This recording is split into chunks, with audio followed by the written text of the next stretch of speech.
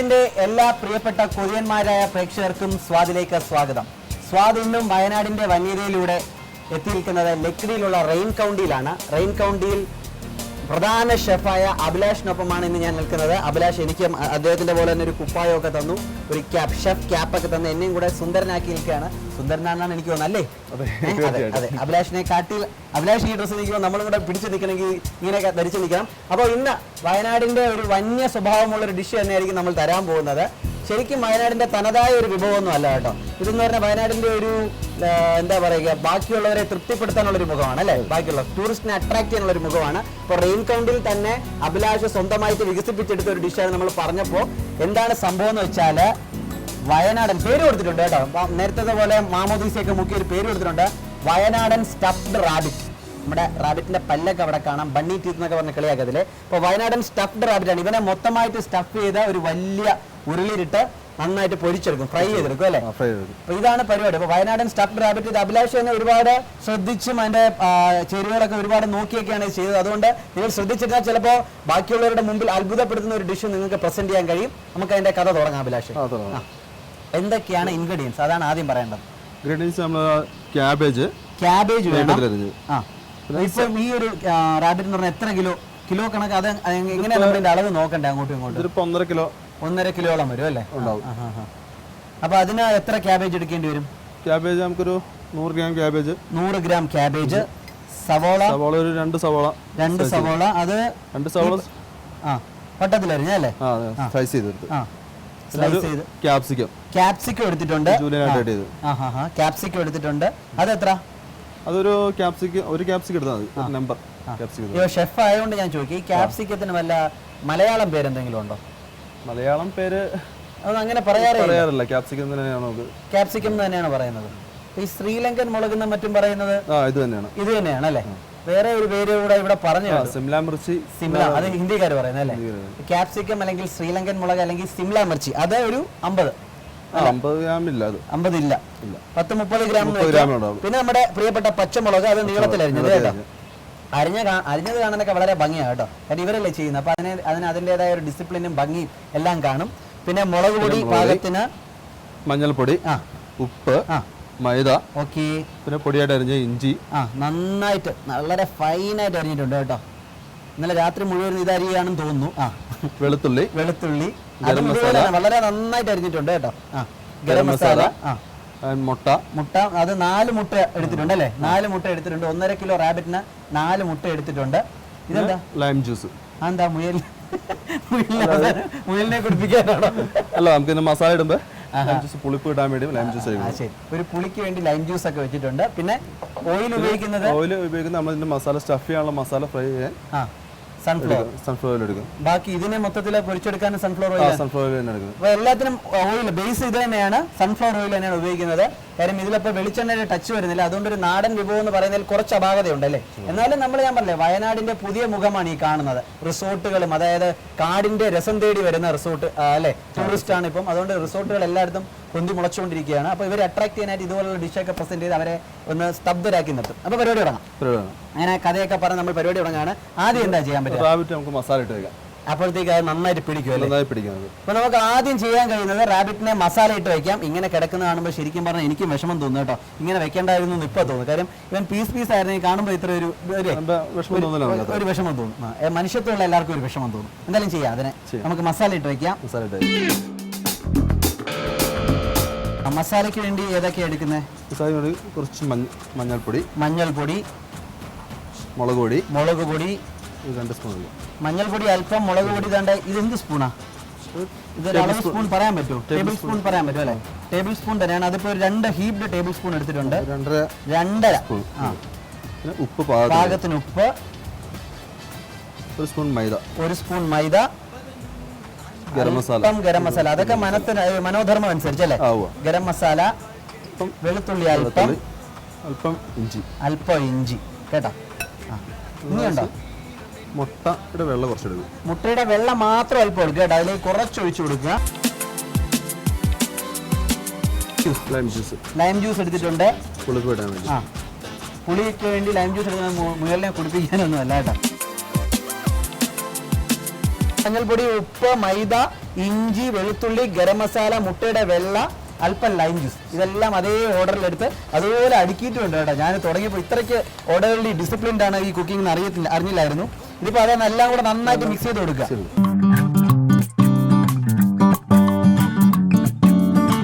മസാല തേച്ച് പിടിപ്പിക്കുന്ന പരിപാടി കേട്ടോ.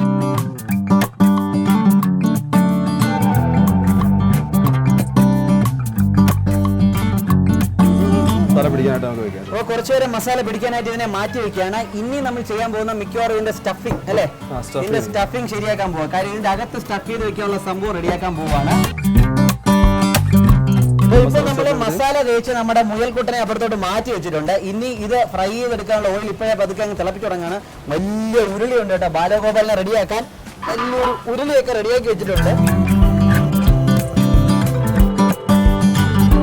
അപ്പോൾ ഇനി നമ്മളൊരു ഉരുളി എടുത്തിട്ടുണ്ട്. ഈ ഉരുളി ചൂടായതിനു ശേഷം നമ്മളിതിലേക്ക് സൺഫ്ലവർ ഓയിൽ ഒഴിച്ചു വെക്കും. അപ്പോഴത്തേക്ക് നല്ല ചൂടായി വരും കേട്ടോ അല്ലേ.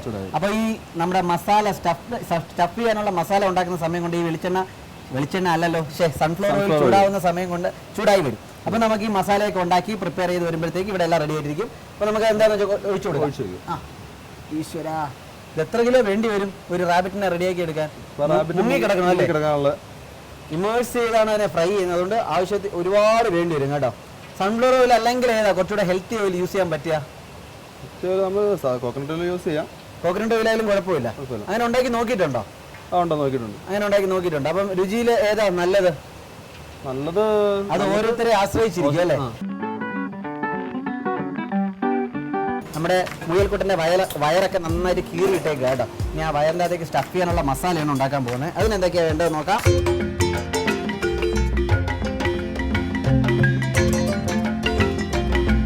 അപ്പോൾ അതിലേക്ക് നോൺ സ്റ്റിക് തവയിലേക്ക് നമ്മൾ സൺഫ്ലവർ ഓയിൽ ഒഴിച്ചു കൊടുത്തു. ഇനി അടുത്ത എന്താ, ഓയിൽ ചൂടാക്കി കുറച്ച് വെളുത്തുള്ളി. അന്ന് ചൂടായപ്പോഴത്തേക്ക് വെളുത്തുള്ളി അല്പം. ഇനി എല്ലാം കൈയളവാണ് കേട്ടോ. ഞാൻ വെച്ചു ഷെഫുമാരൊക്കെ ഇനി ടീസ്പൂണൊക്കെ എടുത്ത് അളന്ന് മുറിച്ചൊക്കെയാണ് തീപ്പെട്ടി കമ്പൊക്കെ വെച്ച് അളന്നിട്ടാണ് ഇടുന്നത്. ആ പരിപാടിയൊന്നും ഇല്ലല്ലേ? പരിപാടി നമുക്ക് ഉണ്ട്. അല്പം വെളുത്തുള്ളി ഇട്ട് കൊടുത്തു, അല്പം ഇഞ്ചി നന്നായിട്ട് ചോപ്പ് ചെയ്തിട്ടുണ്ട് കേട്ടോ, വളരെ ചെറുതായിട്ട് അരിഞ്ഞിട്ട്. അതിന്റെ കാര്യം എന്താ, നിങ്ങൾ വലുതായിട്ട് ഉപയോഗിക്കാത്ത സാധാരണ ഫ്ലേവർ കൂടുതൽ കിട്ടും, പിന്നെ പെട്ടെന്ന് നമുക്ക് ടൈം ഒരുപാട് കുറഞ്ഞു കിട്ടും അല്ലേ. സാധാരണ നമ്മൾ ഇപ്പോൾ ഈ അതായത് പരമ്പരാഗതമായിട്ടൊക്കെ ചെയ്യുന്ന വലിയ സദ്യയൊക്കെ ഉണ്ടാക്കുന്ന കുടവയറൊക്കെ വെച്ച അമ്മമാർ, അത് പുതിയ ജനറേഷൻ കുക്കിംഗ് അല്ല, പഴയ ജനറേഷൻ കുക്കിംഗ് ആണെങ്കിൽ അവർ മുഴുവനൊക്കെയാണ്, അതായത് കണ്ണും പൂട്ടി ഡാം ഡും ഡും എന്നൊക്കെ ഇട്ട് ഒരു ശബ്ദമൊക്കെ കേൾപ്പിച്ചു. പക്ഷേ പുതിയ ജനറേഷൻ വന്നപ്പോൾ കഴിഞ്ഞാൽ വളരെ ചെറുതായിട്ടൊക്കെ ചോപ്പ് ചെയ്ത് കറക്റ്റ് ഒരു ചെറിയ അളവിൽ അല്പം പച്ചമുളക്, നീളത്തിൽ കീറിയ പച്ചമുളക്,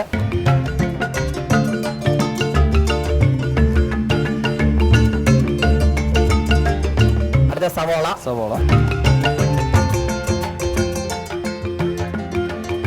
അപ്പൊ സവാള ഇനി നന്നായിട്ട് നല്ല ബ്രൗൺ കളറായി വരണം അല്ലേ? വേണ്ട, ചെറുതായിട്ടൊന്ന് വാടി കിട്ടിയാൽ. അപ്പൊ നമ്മൾ ഈ നോൺ സ്റ്റിക് തവയിലേക്ക് സൺഫ്ലവർ ഓയിൽ, ഈ വെളിച്ചെണ്ണ വായി തന്നെ നിൽക്കട്ടെ. കാര്യം ഈ ഹെറിറ്റേജ് സോണി വരുമ്പോൾ വായിൽ വരുന്ന എപ്പോഴും വെളിച്ചെണ്ണ വരും. പക്ഷേ സൺഫ്ലവർ ഓയിലാണ്. അതൊന്ന് തൂക്കി കൊടുത്തു. അതൊന്ന് ചൂടായപ്പോഴത്തേക്ക് നമ്മൾ ആദ്യം ഏതായിട്ടത് ഇഞ്ചി വെളുത്തുള്ളി ഇട്ട് കൊടുത്തു, പുറകെ കീറിയ പച്ചമുളക്, അത് എല്ലാം ഞാൻ പറഞ്ഞു വളരെ ഫൈനായിട്ട് അരിഞ്ഞെടുത്താണ് കേട്ടോ. അതിന്റെ പുറകെ സവാള ഇട്ടു. ഇനി അതൊന്ന് ചെറുതായിട്ട് വാടാൻ വെയിറ്റ് ചെയ്യണം. വാടി കിട്ടിയെന്ന് തോന്നുന്നു. ക്യാപ്സിക്കം ആണ്, അല്ലെങ്കിൽ ശ്രീലങ്കൻ മുളക്, പിന്നെയുണ്ട് പേര് സിംല മിർച്ചി. ഇനി നമുക്ക് അറിയാത്ത പേരുകൾ ഒരുപാട് കാണും കേട്ടോ. മറ്റു പല സ്ഥലങ്ങളിലും മുമ്പ് വേറെ വേറെ പേരുകളൊക്കെ പറഞ്ഞു തരും. അതും കൂടിയിട്ട് ഒന്നും കൂടെ വഴറ്റിയെടുക്കുകയാണ്. ഈ ക്യാപ്സിക്കം ഇട്ട് കഴിഞ്ഞാൽ അധികം മൂപ്പിക്കാൻ നിൽക്കത്തില്ല അല്ലേ, അതിന്റെ ഒരു പച്ചയായിട്ട് നിന്നാൽ അത് വേണം. അടുത്ത ക്യാബേജ് വേണ്ട, അതും സ്കെയിലൊക്കെ വെച്ച് അരിഞ്ഞെടുത്തിട്ടുണ്ട്. വളരെ ഫൈനായിട്ട് അരിഞ്ഞെടുത്തതാണ് കണ്ട.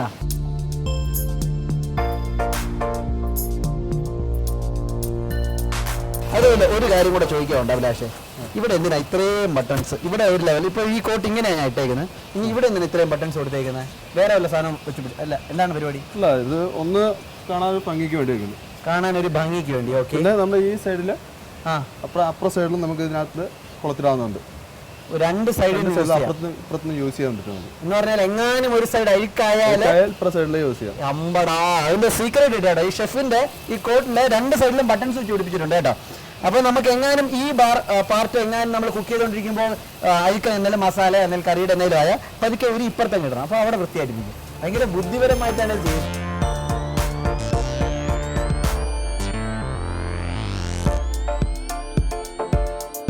അപ്പോൾ ഇത് ഏകദേശം പരിപാടി നമ്മൾ ലാസ്റ്റ് ഇട്ടത് ക്യാപ്സിക്കം അല്ലേ അഭിലാഷേ? ക്യാബേജ് ആണ്, സോറി ക്യാപ്സിക്കം കഴിഞ്ഞ് ക്യാബേജ് ഇട്ട് കൊടുത്തു. അത് ഇപ്പോൾ ഒന്ന് പരിപാടി ചെറുതായിട്ട് വാടി കിട്ടിയിട്ടുണ്ട്.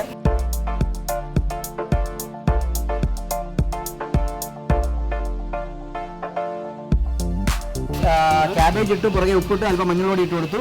ഇനി അല്പം മുളക് പൊടി കേട്ടോ.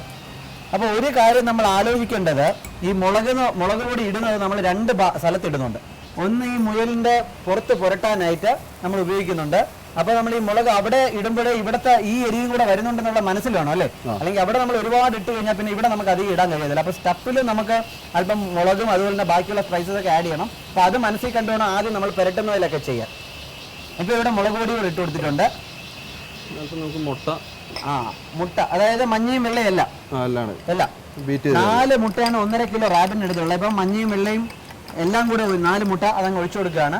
അല്പം വെള്ളം നേരത്തെ നമ്മൾ ഈ മുയലിന്റെ പുറത്ത് കഴിക്കാൻ വേണ്ടി എടുത്തിട്ടുണ്ട്. ബാക്കിയുള്ളതെല്ലാം കൂടെ ഇതിലേക്ക് ഒഴിച്ചു.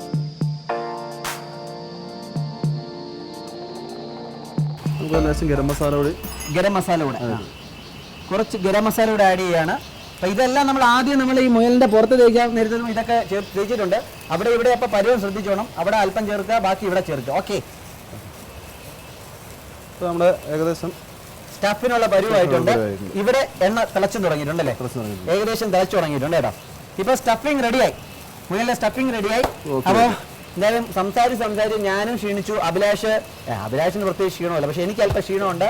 നമ്മളൊരു ചെറിയ ബ്രേക്കിലേക്ക് പോവാം. അഭിലാഷ് ഒരു നല്ല ബ്രേക്ക് പറഞ്ഞേ. Will have a short break. Okay,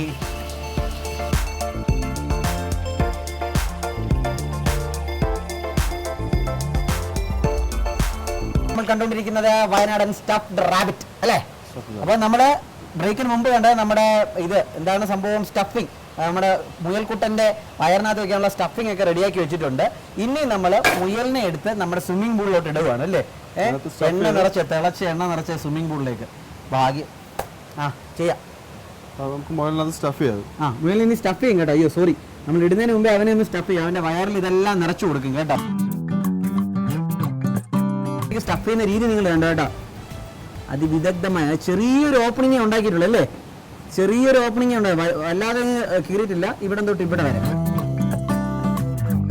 എൻ്റെ ചെസ്റ്റ് ഏരിയയിലാണ് കേട്ടോ ചെറിയൊരു ഓപ്പണിംഗ് ഉണ്ടാക്കിയിട്ടില്ല. അതിലേക്ക് നേരത്തെ സ്റ്റഫ് ചെയ്ത സാധനങ്ങളെല്ലാം കൂടെ നിറയ്ക്കുകയാണ്. നമുക്കിപ്പോൾ കാണാം നന്നായിട്ട് സ്റ്റഫ് ചെയ്ത് കൊടുക്കുക. ആ ഫില്ലിംഗ് മുഴുവൻ എൻ്റെ വയറിലേക്ക് പോകണം. ഈ റാബിറ്റ് അതുപോലെ എനിക്ക് 1-2 ചോദ്യം ഈ സ്റ്റഫ് ചെയ്ത് കഴിഞ്ഞോളൂ, അത് എനിക്ക് ചോദിക്കാം. കാര്യം ഞാൻ ഡ്രസ് ചെയ്യുന്നത് എങ്ങനെയാണെന്ന് പറഞ്ഞു തരണം. കാര്യം എനിക്ക് മാത്രമല്ല പ്രേക്ഷകർക്ക് അത് അറിയാനുള്ള താല്പര്യം കാണും. അഭിലാഷിനെ പോലെ ഒരു എക്സ്പീരിയൻസ് ഷെഫ് ആകുമ്പോൾ ഇതൊക്കെ വളരെ എളുപ്പത്തിൽ പറഞ്ഞു തരുമല്ലോ. പിന്നെ ഒരു കാര്യമുണ്ട് കേട്ടോ, ഈ ഇൻഗ്രീഡിയൻസിന്റെ കൂട്ടത്തിൽ പറഞ്ഞപ്പോൾ ഈ സംഭവം വെച്ചിരുന്നത് വെറുതെ അല്ല. ടൂത്ത് പിക്ക് ഇത് വെച്ചേക്കുന്ന ഈ സ്റ്റഫ് ചെയ്തതിനു ശേഷം ഇതിന്റെ വയറ് കുച്ചി കെട്ടാനാണ് കേട്ടോ.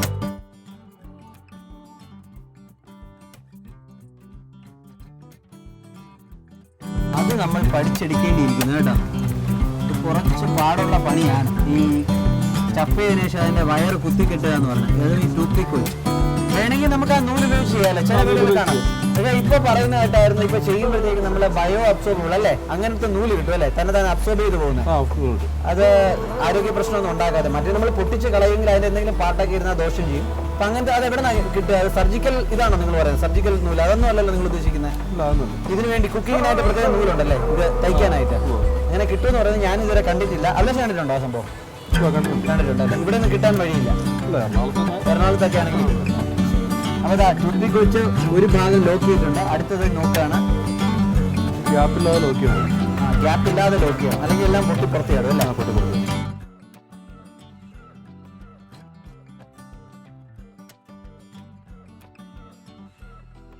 അപ്പോൾ ഇപ്പോൾ നമ്മുടെ റാബിറ്റ് കൂട്ടനെ നന്നായിട്ട് സ്റ്റഫ് ചെയ്തിട്ടുണ്ട് കേട്ടോ. ഒരു ഗ്യാപ്പ് ഇല്ലാതെ ഹൊറിസോണ്ടലി അല്ല അത് ചെയ്യുന്നത്, വെർട്ടിക്കലി. അതിന്റെ വയറിൽ നീളത്തിലാണ് കേട്ടോ ടൂത്ത് പിക്ക്. കണ്ട ഈ സൈഡിൽ നിന്ന് കാണിച്ചു കൊടുത്ത അഭിലാഷേ അപ്പൊ കാണാൻ പറ്റും. കണ്ടേ ഈ ടൂത്ത് പിക്ക് കണ്ട ഇങ്ങനെയാട്ടോ ചെയ്തേക്കുന്നത്. അപ്പം നേരെ നീളത്തിലാണ് അത് നമ്മൾ കോർത്തെടുത്തേക്കുന്ന തൊലിയുടെ ഇടയിൽ കൂടെ. ഇനി ഇത് നേരെ മുക്കാൻ പോവാണ് അല്ലേ? ഇനി ഇതിനെ മാമോദീസ മുക്കാൻ പോവാണ്. അയ്യോ പാവം, പൊട്ടിത്തെറിയിലുണ്ടാവോ? ഇല്ല, മുഴുവനേ അങ്ങ് മുക്കി കിടക്കുക കേട്ടാ. എത്ര നേരം എടുക്കും? ഏകദേശം 20 മിനിറ്റ്. 20 മിനിറ്റ്. നമ്മൾ നേരത്തെ എണ്ണ ചൂടാക്കാൻ വെച്ചു എന്നാൽ പോലും ഈ മുയലല്ലല്ലോ മുയൽ. നമ്മൾ ഈ ട്രിവാൻഡ്രത്തുള്ളവരൊക്കെ പറയുമ്പോൾ മുയൽ, തുളസിക്ക് ഇങ്ങനെയൊക്കെ വരും കേട്ടോ. ഇത് മുയലാണ്, നോട്ട് മുയൽക്കുട്ടൻ റെഡി ആയിട്ട് വരും കേട്ടോ. അപ്പോൾ അത്രയും നേരം നമ്മൾ വെയിറ്റ് ചെയ്യണം. എത്ര നേരം? ഒരു 20 മിനിറ്റ് നമ്മൾ വെയിറ്റ് ചെയ്യും. അങ്ങനെ അവസാനം നമ്മുടെ മുയൽ ഫ്രൈ, അതായത് വയനാട് സ്റ്റഫ്ഡ് റാബിറ്റ് അല്ലേ, റാബിറ്റ് റെഡി ആയിട്ടുണ്ട്. ഇതിനെ പതുക്കെ നമ്മൾ എണ്ണയിൽ നിന്ന് കോരി എടുക്കുകയാണ്. ഒന്ന് കാണിച്ച അഭിലാഷേ, ഒന്ന് കോരി നിർത്തി. നേരത്തെ എങ്ങനെയായിരുന്നു, ഇപ്പം എങ്ങനെയാണ്? ഇതിൻ്റെ പുറം മുഴുവൻ മസാല വെച്ചിട്ടുണ്ടായിരുന്നു, അത് നന്നായിട്ട് പിടിച്ച് കാണും. അതുപോലെ തന്നെ അകത്തുള്ള സ്റ്റഫിങ്ങിൽ ഇഷ്ടംപോലെ മസാല കാണും. ഈശ്വരാ ആടി സക്കേ.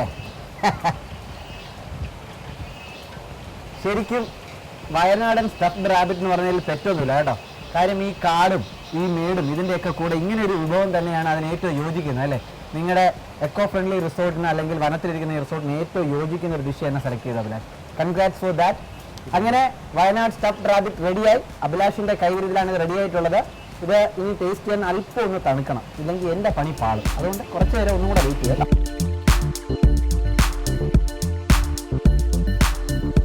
നന്നായിട്ട് തണുത്തിട്ടുണ്ട്, അധികം തണുത്തിട്ടില്ല, പാകത്തിന് എടുത്തിട്ടുണ്ട്. അപ്പോൾ നമ്മൾ എടുക്കുമ്പോൾ നമ്മൾ നേരെ സ്റ്റഫ് ചെയ്ത ഭാഗം അല്ലേ അഭിലാഷ്, ആ ഭാഗം തന്നെ ചെറുതായിട്ട് കട്ട് ചെയ്ത് വേണം എടുക്കാൻ. ഇതിൻ്റെ ടേസ്റ്റിൻ്റെ കാര്യത്തിൽ വലിയ ഡൗട്ടൊന്നുമില്ല കേട്ടോ. കാര്യം ഇത്രയും മികച്ചൊരു ഷെഫ്, റിവർ കൺട്രിയുടെ അഭിമാനമായ അഭിലാഷാണ് നമ്മുടെ കൂടെ ഉള്ളത്.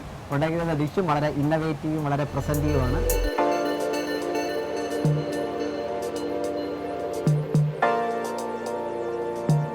നല്ല കിട്ടിലെ ഒരു സാധനം കേട്ടോ.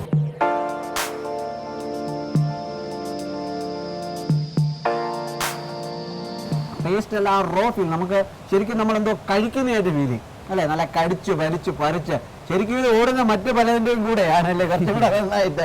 അതെന്തായാലും തുറന്ന് പറയാൻ നമുക്ക് പറ്റത്തില്ല.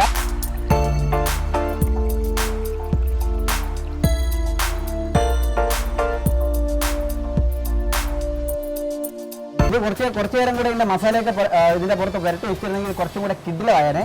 അപ്പോൾ എങ്ങനെയായാലും ഇത്രയും നല്ലൊരു ഡിഷ് ഇത്രയും നല്ലൊരു ലൊക്കേഷനിൽ വെച്ച ഇത്രയും, അതായത് കിടിലൻ ക്ലൈമറ്റും കൂടെയാണ് കേട്ടോ. പ്രകൃതിയോടുകൂടി നന്ദി നമ്മൾ പറയണം. അപ്പോൾ അതിന് അവസരമൊരുക്കി തന്ന റെയിൻ കൺട്രിയോടും അതുപോലെ അതിലവിടുത്തെ പ്രധാന ഷെഫായ ഇത്രയും സമയം നമുക്ക് വേണ്ടി ചെലവഴിച്ച പ്രധാന ഷെഫായ അഭിലാഷിനോടും, അതായത് റെയിൻ കൺട്രിയുടെ അഭിമാനമായ അഭിലാഷിനോടും നന്ദി അറിയിച്ചുകൊണ്ട് തൽക്കാലം സ്വാതിൻ്റെ എപ്പിസോഡ് ഇവിടെ വൈൻഡപ്പ് ചെയ്യുകയാണ്. Good bye. ബൈ.